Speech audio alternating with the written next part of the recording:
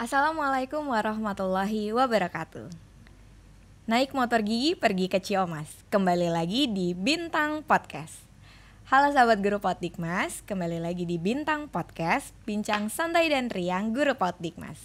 Saya Selina Febriani akan memandu podcast kali ini, dan di kesempatan kali ini kita akan membahas berbagi praktik baik terkait dengan pendidikan inklusi di Satuan Pendidikan Anak Usia Dini. Dan telah hadir bersama kita di sini ada seorang kepala sekolah dari TK Bosowa Bina Insani Bogor, Ibu Femi Balti. Assalamualaikum Ibu. Waalaikumsalam Mbak Seli. Cerah ceria hari ini ya Ibu. Masya Allah, alhamdulillah ya. Alhamdulillah. Ibu boleh diceritakan nih kepada sahabat Guru Potdikmas, aktivitas Ibu sehari-hari seperti apa? Baik, untuk aktivitas saya sehari-hari Mbak Seli, karena saya seorang ibu dengan 4 orang anak. Selain saya mengurus keluarga dan anak-anak di rumah, saya juga diberikan tugas menjadi seorang kepala sekolah di TK Bosowa Bina Insani. Amanah ini saya sudah emban sejak dari tahun 2015 sampai dengan saat ini. Kemudian kegiatan lainnya dalam mengelola tentunya saya juga aktif di kegiatan GTKI dan K3TK Kecamatan Tanah Sareal Kota Bogor. Dan selain itu pula alhamdulillah saya masih juga dipercaya untuk menjadi narasumber ya, untuk menjadi widya suara pada komunitas belajar kami yang kami sebut sebagai Parents Teachers Learning Program, di mana komunitas belajar ini kami tidak hanya membahas lingkup permasalahan untuk anak usia dini saja, namun karena sekolah kami berjenjang dan kami sangat menitikberatkan kepada tahap perkembangan anak, jadi mulai dari guru TK, SD, SMP, dan SMA semua harus belajar ke TK gitu Mbak Seli. Justru kalau belajar ke TK tuh? Iya. Kenapa tuh? Karena sebenarnya kita semua ketahui bersama ya Mbak ya, anak TK itu adalah dimana masa keemasannya, ya. Ketika masa keemasannya kita sebut dengan tuntas, ya. Tahapan mulai dari 0 sampai dengan 2, kemudian di TK-nya itu 2 sampai dengan 7-nya sudah terstimulus dengan baik, insya Allah nanti dia akan mudah untuk melanjutkan ke tahap selanjutnya. Ya, baik dari berbagai aspek perkembangan. Jika memang pada usia dininya, pada usia masa keemasannya itu golden age itu 0 sampai dengan 8 ya. Nah, itu sudah kita stimulus dengan baik, insya Allah akan aman. Tapi jika ada masalah di usia prasekolahnya, itu tentunya akan berdampak pada tahap selanjutnya. Seperti itu. Oke, itu jadi ada dampaknya ya kalau misalnya nggak tuntas di TK-nya seperti itu misalnya ya. Betul. Itu akan berdampak di nanti jenjang berikutnya. Iya. Bisa dia di SMP atau di SMA begitu? Iya, betul. Okay. Karena jadi apa ya namanya ya?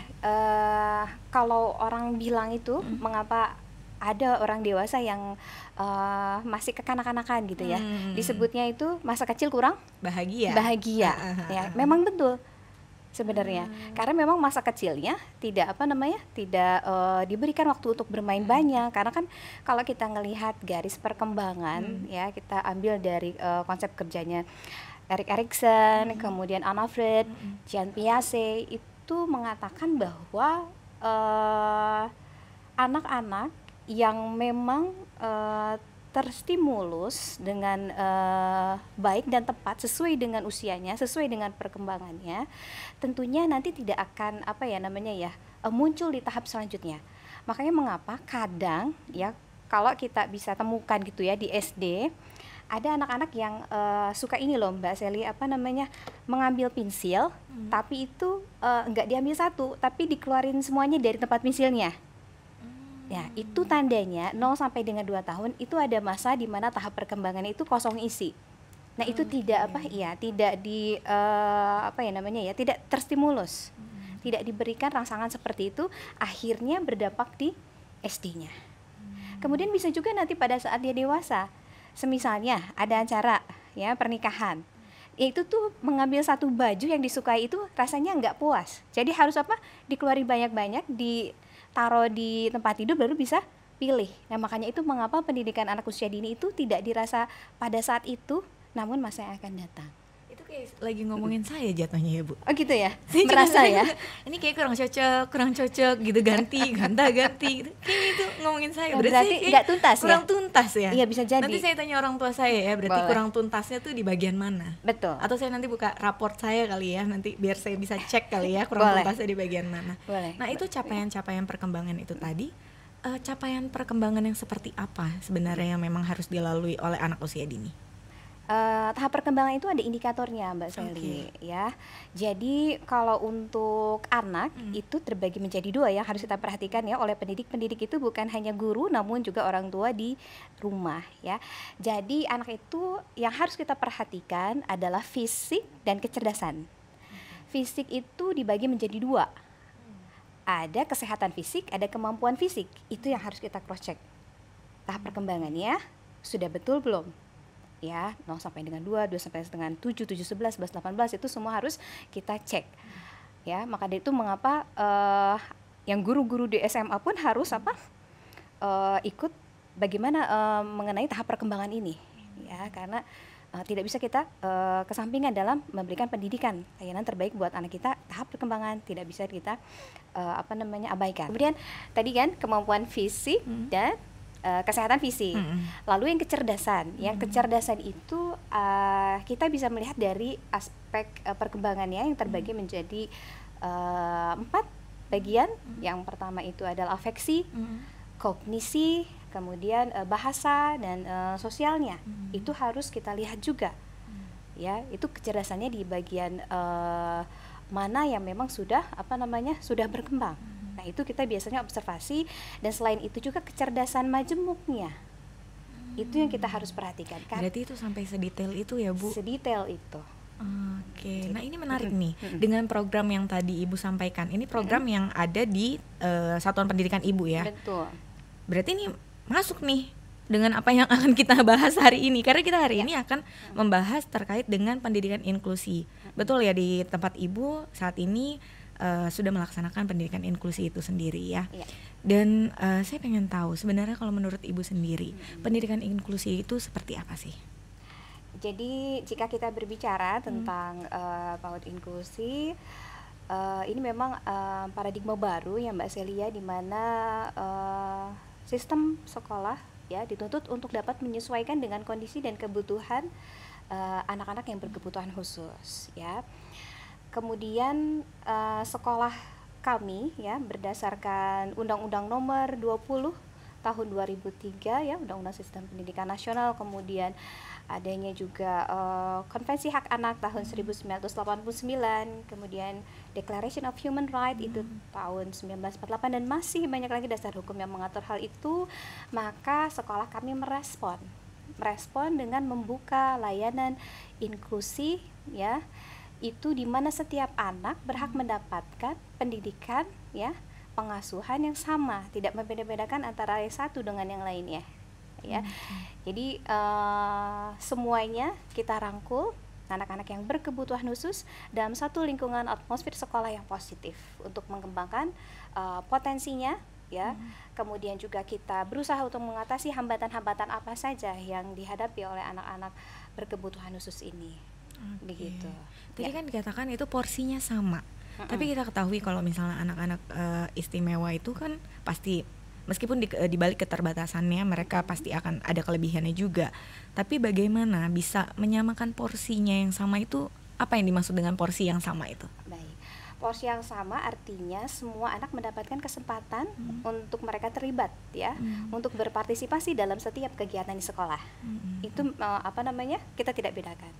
Kemudian anak juga mendapatkan berbagai fasilitas yang sama baik ABK maupun yang normal, itu untuk mereka dapat mengembangkan potensinya tadi.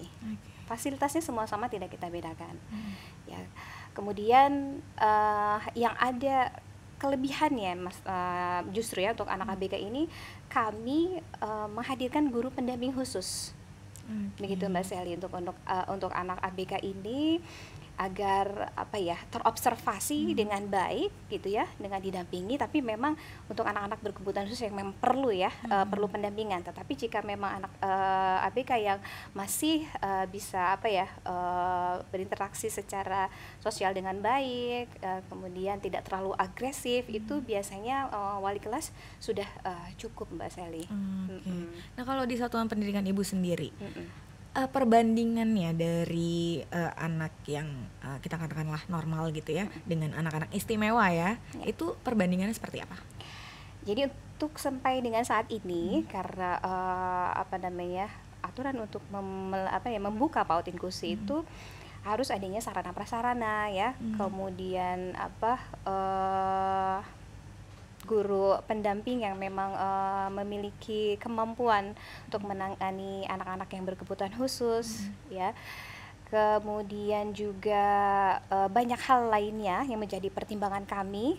Sekolah kami menetapkan untuk 5% aja dari setiap angkatan, Mbak Sally, untuk diterima.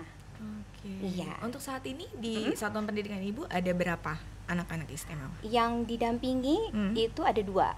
Tetapi yang tidak didampingi juga ada. Ya, masih kategorinya masih ringan begitu ya. Ya. Nah, untuk siapanya nih? Siapa saja? Kategorinya seperti apa? Karena kan kita tahu ya, dan sahabat guru Mas juga tahu, untuk anak-anak istimewa ini kan banyak kategorinya ya, Bu ya. Nah, untuk di TK Bosowa Bina Insani ini sendiri, kategori yang seperti apa? Apakah memang semua bisa ditangani seperti itu, atau memang ada kategori khusus untuk bisa diterima di sana?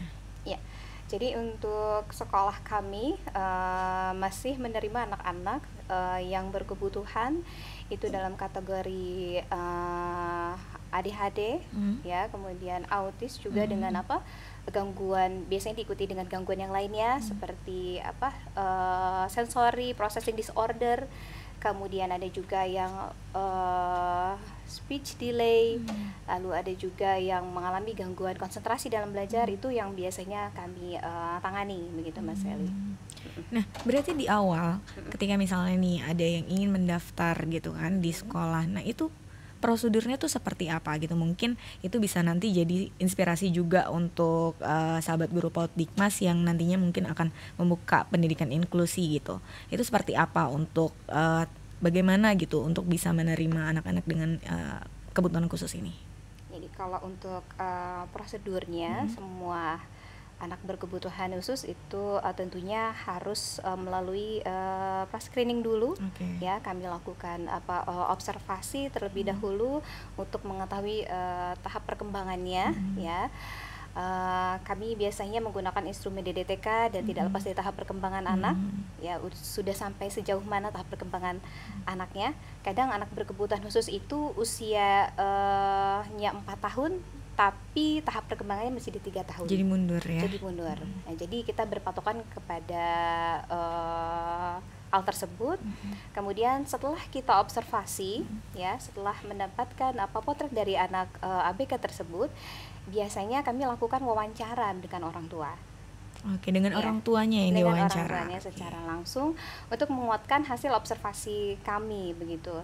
Jadi setelah didapatkan ya hasil observasi, biasanya nanti kami menyarankan kepada orang tua untuk ke nakes ya, karena memang kami sampai saat ini tidak ada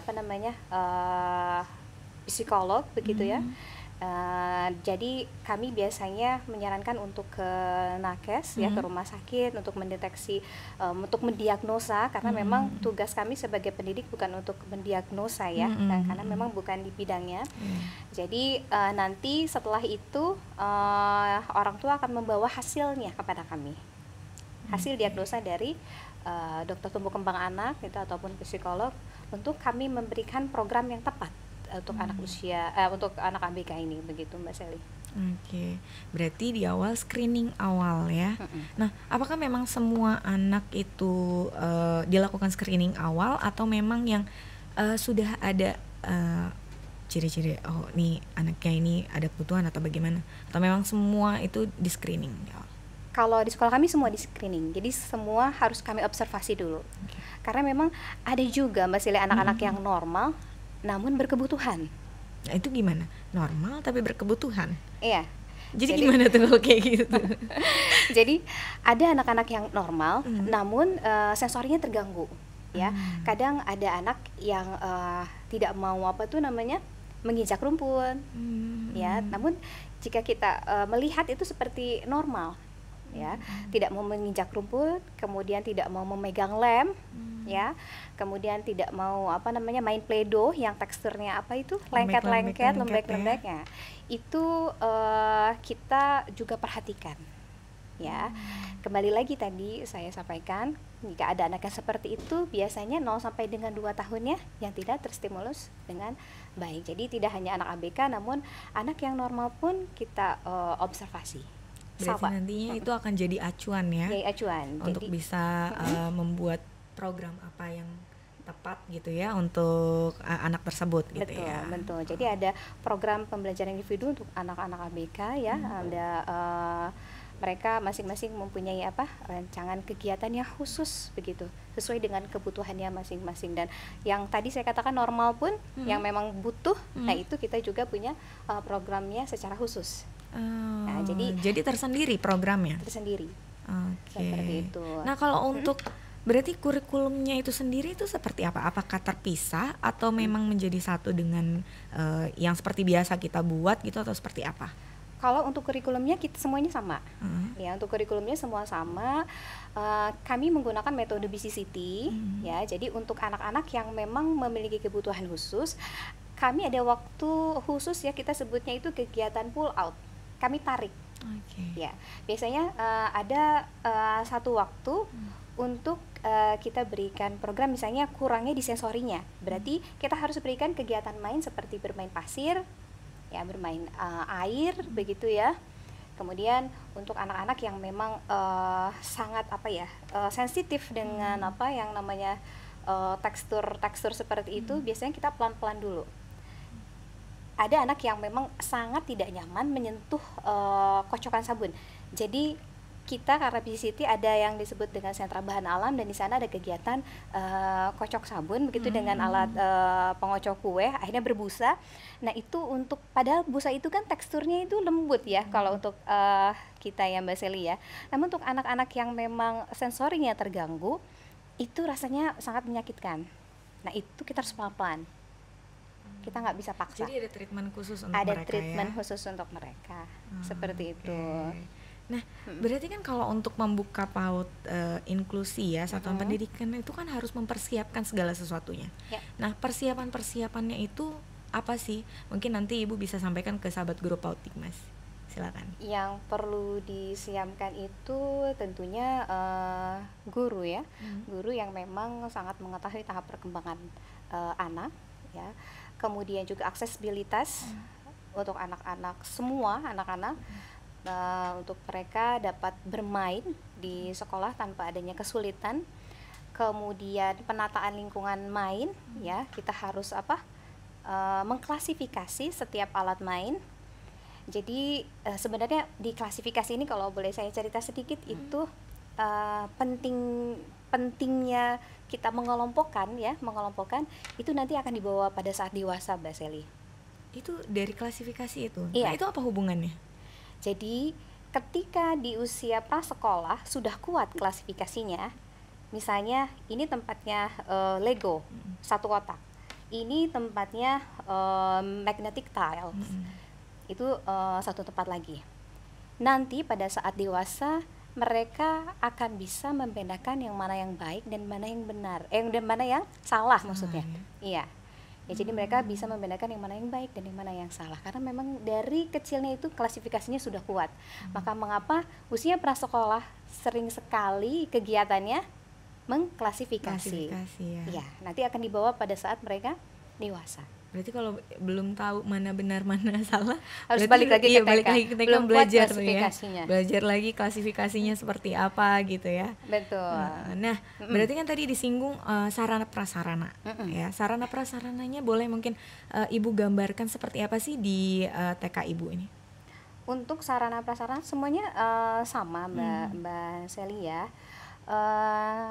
Kegiatan main yang diberikan untuk mengembangkan potensinya itu tentunya harus kita sesuaikan dengan minatnya, kesukaannya, ya. Jadi kalau anak berkebutuhan ini lebih tertarik kepada kegiatan yang konstruktif, kegiatan yang membangun, kita harus sediakan itu yang namanya kegiatan pembangunan. Ya, jadi kalau di TK itu ada 3 jenis main, Mbak. Yang pertama itu jenis main sensori motor, yang kedua itu jenis main peran, yang ketiga itu adalah jenis main pembangunan. Jadi ini ketiga ini aja ya. Ketiga ini harus ada pada setiap kegiatan bermain. Jadi sarannya apa? Jadi harus banyak mainan yang memang menstimulus mereka ya, untuk menaikkan tahap perkembangannya atau untuk mengatasi kesulitan atau gangguan yang anak-anak ABK itu hadapi begitu, Mbak. Oke, berarti memang dirancang sedemikian supaya bisa anak-anak istimewa juga bisa merasa nyaman gitu kali ya. Iya, kemudian juga setting lingkungan untuk anak-anak ABK jangan terlalu rame gitu ya. Kan kayaknya kalau nggak salah itu mereka akan bikin mereka tambah pusing atau apa tuh merasa. Jadi terdistrak oleh gambar-gambar yang terlalu banyak, kemudian warna-warna yang mencolok. Kadang ada anak yang berkebutuhan khusus sensitif dengan warna-warna yang terang gitu. Berarti kalau ngelihat bajunya Bu Femi nggak bisa ya? Kelas. Ini berarti nggak pernah dipakai ke sekolah nih? Nggak pakai ke sekolah. Karena takut mengganggu ya. Seperti itu, Mbak Sally. Oke. Kemudian pelabelan. Pelabelan juga pada setiap benda itu membantu anak-anak berkebutuhan khusus ya. Jadi meja kita tulis ini meja, kemudian ya semuanya kita labelkan ya. Tidak hanya untuk kebutuhan khusus saja sih, untuk pelabelan untuk anak-anak yang normal juga itu sangat berguna ya untuk mereka belajar keaksaraan. Iya. Nah, sejauh ini pembelajarannya di TK Ibu itu seperti apa dengan adanya anak-anak istimewa ini? Dengan bergabungnya anak-anak inklusi di kami tentunya membawa pengaruh yang besar buat anak-anak kami ya. Jadi anak-anak tentunya yang normal ya, mereka memiliki empati ya, memiliki empati ya. Kemudian juga mereka jadinya tidak membeda-bedakan temannya. Kemudian juga tentunya mereka akan lebih bersyukur ya.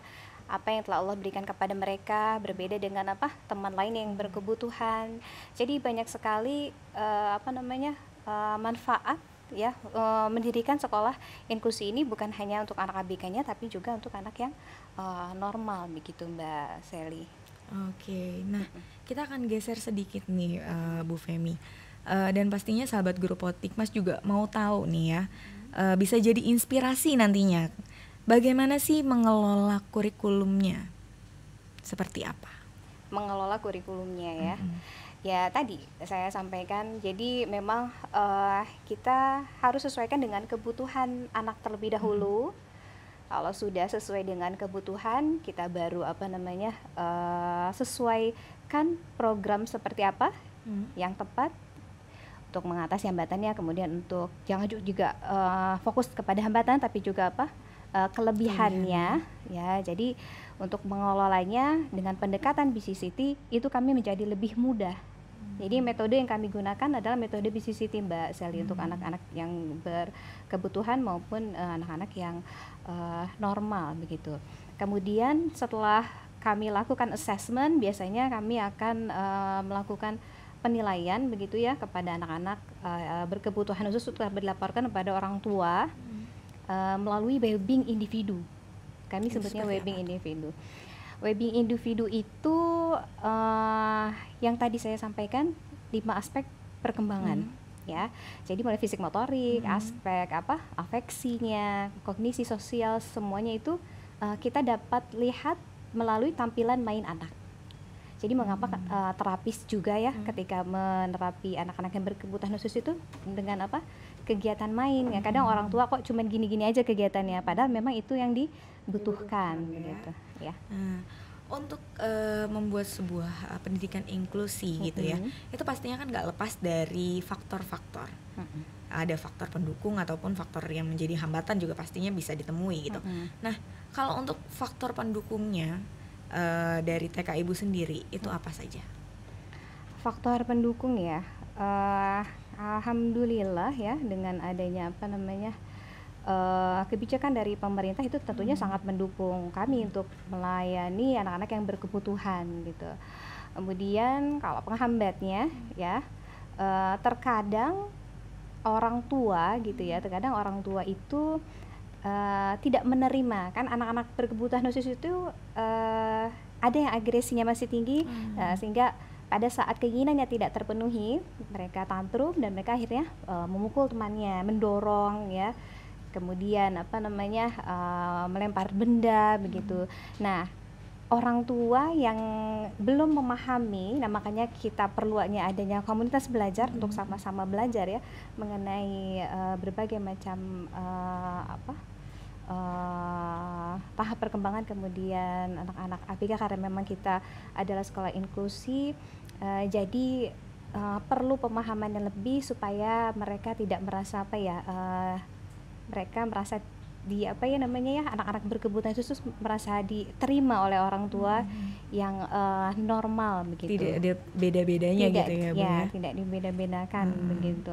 Nah, selain dengan komunitas belajar itu sendiri, bagaimana Ibu melakukan pendekatan ke orang tua? Karena kan kita tahu ya, orang tua ketika mungkin anaknya istimewa seperti itu dan mungkin masih belum bisa menerima atau bagaimana. Bagaimana Ibu melakukan pendekatan selain dengan komunitas belajar? Pendekatannya biasanya sih kita yaitu memberikan contoh, Mbak Seli. Contoh seperti apa tuh?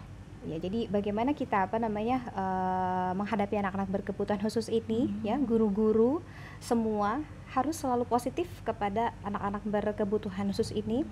Guru-guru harus memiliki rasa sayang ya, rasa sayang kepada anak-anak. Kemudian jika bertemu itu harus selalu disapa ya. Jadi ketika ada anak berkebutuhan khusus misalnya datang ke sekolah, ibu guru harus menyapa, Syamil, assalamualaikum, bagaimana hari ini, selamat bermain. Nah, biasanya orang tua itu akan melihat bagaimana atmosfer di lingkungan sekolah ya.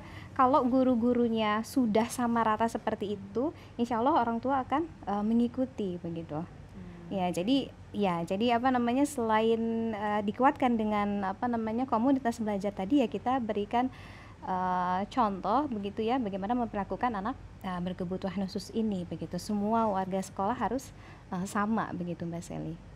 Nah, kalau kita tahu nih kan anak-anak istimewa ini pasti terkadang ya, mungkin saya kurang tahu kalau di level anak usia dini ya, kalau di level atas itu seringkali ada seperti mungkin bullying gitu ya. Nah, itu bagaimana satuan pendidikan Ibu bisa mengatasi itu? Ya, memang kalau bicara tentang bullying tidak hanya terjadi pada anak-anak yang berkebutuhan ya. Anak-anak yang normal pun terkadang mengalami yang namanya perundungan ya. Jadi di sekolah kami ya tadi kita mencoba menciptakan lingkungan yang positif, bagaimana memberikan contoh, apalagi anak-anak ya. Anak-anak itu kan karakteristiknya peniru. Ya, mereka pasti akan meniru. Ketika gurunya tidak memberikan contoh yang seharusnya untuk anak ABK, misalnya marah-marah ya, kemudian tidak merangkulnya, malah yang ada dibiarkan misalnya ya. Nah, itu tentunya nanti akan terbawa oleh anak-anak yang ada di sekitar anak-anak ABK gitu ya. Kemudian untuk perundungannya sendiri terhadap anak ABK sebenarnya kepada pribadinya itu tidak terlalu berpengaruh, namun lebih kepada teknis mereka untuk mendapat layanan pendidikan, sehingga mereka jadinya nggak mau sekolah karena dirundung itu ya. Kemudian mereka jadinya semakin tidak fokus ya, terus juga kemungkinan mereka akan lebih tidak tertarik kepada prestasi akademik mereka, dan bisa juga mungkin akan keluar sekolah begitu ya. Jadi makanya penting memberikan contoh ya bagi semua warga sekolah bagaimana seharusnya bersikap pada anak-anak yang berkebutuhan. Oke. Nah, sejauh ini kalau untuk respon dari anak-anak lainnya ketika disatukan dengan anak-anak ABK ini, respon mereka itu seperti apa? Iya, Awalnya memang kan anak-anak itu kan apa ya namanya ya, sebagai peneliti andal ya, karakteristik anak itu Mbak Sili kalau saya boleh sampaikan, mereka itu unik. Oke. Kemudian mereka itu sebagai peneliti andal. Mereka ketika ada sesuatu yang berbeda dari mereka ya, tentunya critical thinking mereka akan jalan kan, ini kok nggak sama gitu ya, ini kok berbeda, kok kayak begini. Nah itu memang awalnya biasa seperti itu ya. Tapi bagaimana guru memberikan pijakan, penjelasan kepada anak untuk dapat menerima anak-anak yang berkebutuhan khusus ini. Seperti itu. Pijakan seperti apa yang dilakukan guru-gurunya? Mungkin ini nanti akan jadi sebuah inspirasi begitu untuk sahabat guru Podikmas. Jadi kami biasanya melakukan komunikasi yang positif kepada anak.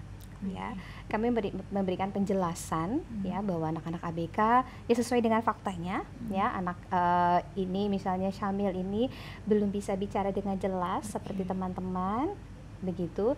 Kemudian Syamil ini perlu kita bantu ya, perlu kita sayangi. Nah itu seperti itu yang disebutnya pijakan.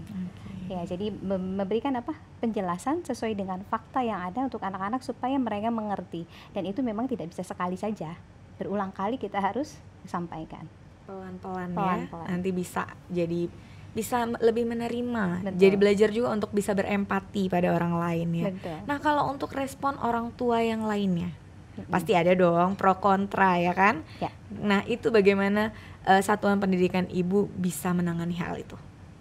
Ya, yang pro kontra ya. Ya, jadi tadi saya sampaikan adanya komunitas belajar tentunya bermanfaat juga untuk orang tua yang belum memahami bagaimana sih karakteristik anak ABK ini, begitu ya.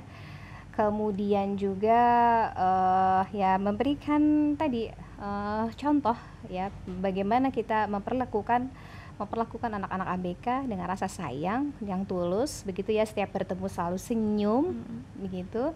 Ketika itu sudah didapat oleh anak ABK, tentunya itu akan membangun rasa trust-nya ya, rasa percayanya. Jadi anak-anak ABK itu akan merasa nyaman berada di sekolah ya, mereka akan merasa aman, dilindungi ya, dengan sapaan-sapaan sederhana seperti itu. Begitu. Jadi pentingnya kita menyapa di awal pada saat anak masuk itu ternyata berpengaruh pada satu hari mereka berkegiatan. Dengan hanya sapaan aja Dengan hanya sapaan, selamat pagi, assalamualaikum Syamil. Itu bisa berpengaruh satu hari penuh tuh. Iya.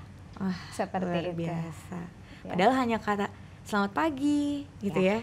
Tapi kalau misalnya selamat pagi gitu, kayaknya itu jadi bete kayaknya tuh anaknya ya. Kelihatan kurang dari hati ya Mbak Sally ya. Itu kan anak bisa menangkap frekuensi itu ya, berarti ini kayaknya emang nggak tulus nih guru ini. Itu sebenarnya anak-anak itu lebih sensitif, lebih peka mereka. Jadi mereka akan merasakan, oh ini ibu guru ini sayangnya tulus, yang ini enggak, itu mereka bisa rasakan Mbak Sally. Seperti itu. Nah sejauh ini kendala yang ibu hadapi nih ketika melakukan pendidikan inklusi di satuan pendidikan ibu sendiri, itu apa saja kendalanya? Kendalanya kendalanya kalau untuk di satuan kami itu saja, sepertinya orang tua belum memahami ya, belum memahami bagaimana karakteristik untuk anak-anak ABK, jadi butuh kesabaran ya untuk menangani mereka. Juga orang tua seharusnya memahami ketika memang ada konflik begitu ya, nggak hanya dengan anak ABK tapi dengan anak normal lainnya, itu biasanya konflik ada. Dan biasanya saat konflik, anaknya sudah selesai konflik, orang tuanya yang lanjut. Nah itu yang memang jadi PR kami gitu ya, tugas kami bagaimana untuk memberikan pemahaman kepada orang tua ya. Jadi ketika ada konflik di usia prasekolah dan kita latih bagaimana mereka mengatasinya, bagaimana mereka menemukan solusinya untuk menghadapi masalah ini, tentunya nanti akan terbawa pada tahap selanjutnya. Ya, jadi kadang orang tua suka khawatir berlebihan, ya padahal itu semua adalah pembelajaran untuk mereka bawa ke tahap selanjutnya begitu. Ya, nah jadi, untuk menanganinya, tadi orang tua terlalu khawatir. Sebenarnya kalau memang khawatir itu kan wajar, hal wajar gitu. Nah, untuk mengenangani itu semua, apa yang Ibu lakukan? Ya memberikan pemahaman ya, kami undang orang tua, biasanya kami undang orang tua untuk berdiskusi, untuk sharing ya, karena memang kami adalah sekolah ramah anak, kami adalah PAUD inklusi, jadi kami mohon dukungan dari orang tua untuk menerima semua anak yang bergabung di sini, karena memang semua anak memiliki hak yang sama. Begitu, kami butuh dukungan dari para orang tua, mama papa yang ada di sini, sehingga nanti pun akan berdampak kepada anak-anak mereka sendiri yang tadi saya sampaikan ya, kelebihannya mereka, tentunya anak-anak mereka akan memiliki empati yang lebih ya pada saat nanti mereka dewasa, karena empati itu ternyata sangatlah penting. Nanti Mbak Sally, pada saat masa-masa yang akan datang, itu teknologi semakin canggih dan rasa empati akan semakin terkikis. Maka dari itu jangan sampai kita hilangkan, kita harus pupuk terus ya, mulai dari anak usia dini, bagaimana melatih empati mereka, dan salah satunya caranya adalah menghadirkan anak-anak yang berkebutuhan di sekolah kami, begitu. Berarti itu malah manfaatnya nggak cuma buat anak-anak yang berkebutuhan, tapi Betul. juga untuk teman-teman lainnya bisa belajar berempati, lalu belajar bisa saling menyayangi juga gitu ya. Nah Bu, kita akan lihat lagi nih, bagaimana sih sebenarnya keterlibatan orang tua di pendidikan inklusi ini sendiri, itu seperti apa? Ya, keterlibatan orang tua sangatlah penting ya, mereka untuk mendorong potensi yang dimiliki oleh anak-anak yang berkebutuhan khusus ya, anak-anak mereka untuk dapat mengoptimalkan kelebihannya ya. Kalau kemudian tentunya yang paling utama adalah menerima ya, orang tua harus menerima dulu anak-anak yang berkebutuhan khusus agar mereka bisa mendukung, kemudian dapat juga membantu sekolah mengoptimalkan program-program, karena sekolah tidak bisa juga bekerja sendiri. Kami butuh dukungan dari orang tua. Ketika program dari sekolah dan rumah itu berbeda, tentunya tujuan pembelajaran ya, program ini tidak akan tercapai.